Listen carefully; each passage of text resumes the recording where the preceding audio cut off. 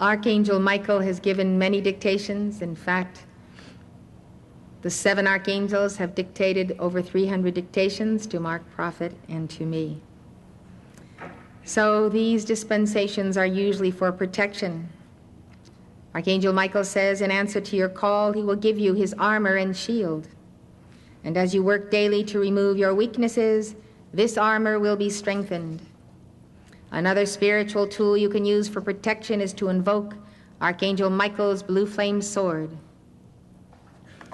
You know, the gift of faith is a very great gift, and that is the gift that Archangel Michael brings to you. Faith. Many people doubt. They doubt themselves, they doubt God, they have a great deal of fear, and they fear God. So faith is not an active element in their lives. We need to have faith in something.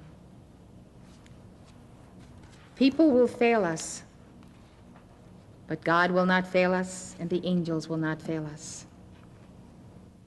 When you have absolute faith in God and the power of his spoken word through you, as you give your decrees, what you are calling for will manifest, unless, A, what you're decreeing for is not the will of God, or B, the timing is not right for the answer to your prayer to be made manifest. Doubt also blocks the physical manifestation of your decrees.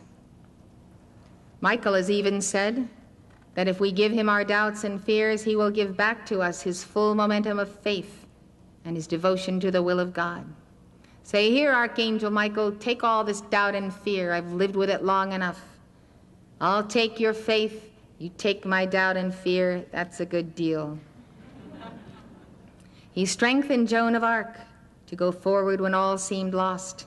He whispered in her ear, charge, charge, charge.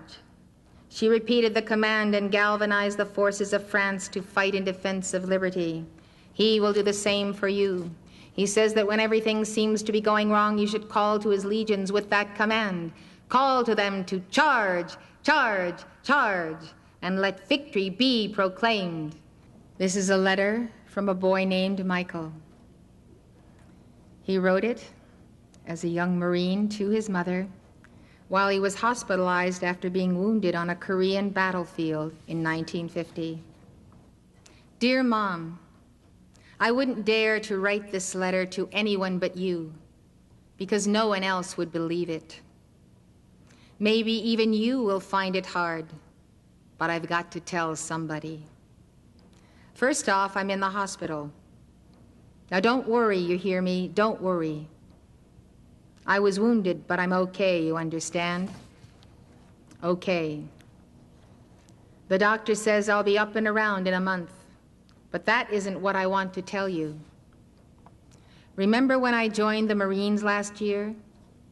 Remember when I left how you told me to say a prayer to St. Michael every day? You really didn't have to tell me that. Ever since I can remember, you always told me to pray to St. Michael the Archangel. You even named me after him. Well, I always have. When I got to Korea, I prayed even harder. Remember the prayer you taught me? Michael, Michael of the morning, fresh cord of heaven adorning. You know the rest of it. Well, I said it every day, sometimes when I was marching or sometimes resting, but always before I went to sleep. I even got some of the other fellows to say it. Well, one day I was with an advanced detail way up over the front lines. We were scouting for the commies. I was plodding along in the bitter cold. My breath was like cigar smoke. I thought I knew every guy in the patrol when alongside of me comes another Marine I'd never met before. He was bigger than any Marine I'd ever seen. He must have been 6'4" and built in proportion. It gave me a feeling of security to have such a buddy near. Anyway, there we were, trudging along, the rest of the patrol spread out. Just to start a conversation, I said, "Cold, ain't it?" And then I laughed. Here I was with a good chance of getting killed any minute, and I'm talking about the weather. My companion seemed to understand. I heard him laugh softly. I looked at him. I've never seen you before. I thought I knew every man in the outfit. I just joined at the last minute, he replied. The name is Michael. Is that so? I said, surprised. That's my name too. I know, he said, and then went on. Michael, Michael of the morning.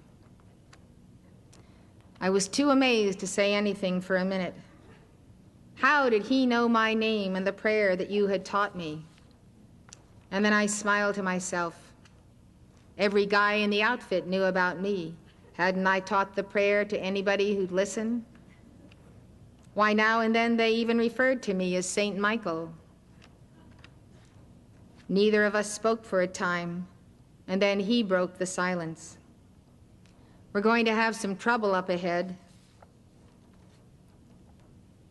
He must have been in fine physical shape, for he was breathing so lightly I couldn't see his breath. Mine poured out in great clouds. There was no smile on his face now. Trouble ahead. Trouble ahead, I thought to myself. Well, with the commies all around us, that's no great revelation. Snow began to fall in great thick blobs. In a brief moment, the whole countryside was blotted out, and I was marching in a white fog of wet, sticky particles. My companion disappeared. Michael, I shouted in sudden alarm. I felt his hand on my arm. His voice was rich and strong. This will stop shortly. His prophecy proved to be correct. In a few minutes, the snow stopped as abruptly as it had begun. The sun was a hard, shining disk. I looked back for the rest of the patrol. There was no one in sight. We lost them in that heavy fall of snow. I looked ahead as we came over a little rise. Mom, my heart stopped. There were 7 of them, 7 commies in their padded pants and jackets and their funny hats. Only there wasn't anything funny about them now. 7 rifles were aimed at us. Down, Michael, I screamed and hit the frozen earth.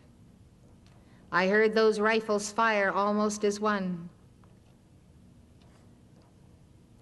I heard the bullets. There was Michael, still standing. Mom, those guys couldn't have missed. Not at that range. I expected to see him literally blown to bits, but there he stood, making no effort to fire himself. He was paralyzed with fear. That happens sometimes, Mom, even to the bravest.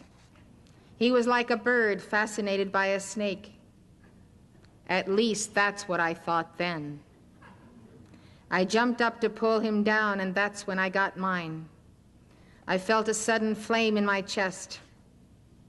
I often wondered what it felt like to be hit. Now I know. I remember feeling strong arms about me, arms that laid me ever so gently on a pillow of snow. I opened my eyes for one last look. I was dying. Maybe I was even dead.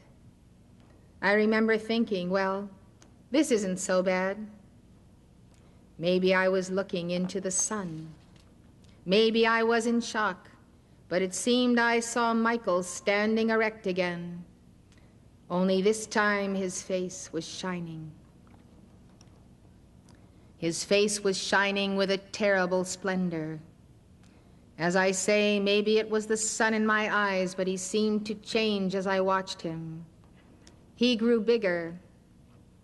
His arms stretched out wide. Maybe it was the snow falling again, but there was a brightness around him like the wings of an angel.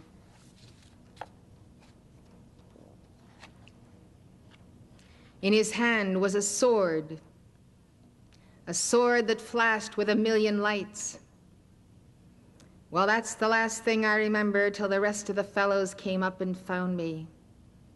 I don't know how much time had passed, but now and then I had a moment's respite from the pain and fever. I remember telling them of the enemy just ahead. "Where's Michael?" I asked. I saw them look at one another. "Where is who?" asked one. "Michael. Michael, that big Marine I was walking with just before the snow squall hit us." "Kid," said the sergeant, "you weren't walking with anyone. I had my eyes on you the whole time.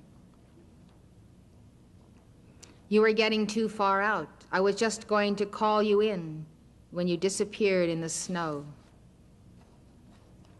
He looked at me curiously. "How'd you do it, kid?" "How'd I do what?" I asked, half angry despite my wound. "This Marine named Michael and I were just..." "Son," said the sergeant kindly, "I picked this outfit myself, and there just ain't another Michael in it. You're the only Mike in it." He paused for a minute. "Just how'd you do it, kid?" "We heard shots." "There hasn't been a shot fired from your rifle, and there isn't a bit of lead in them 7 bodies over the hill there." I didn't say anything. What could I say?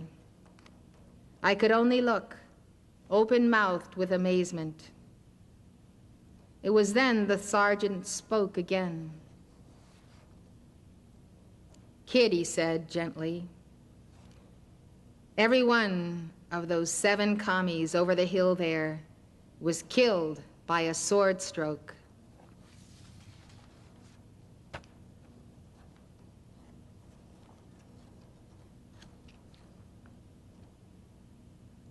That's all I can tell you, Mom. As I say,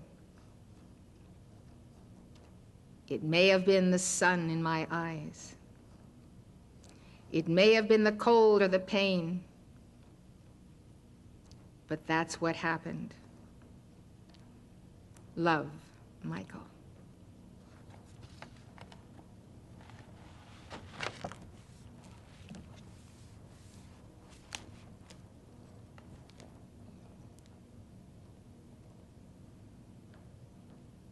My prayer for each and every one of you is that you become the friend of Archangel Michael, so that when you have need of a friend, he will be there.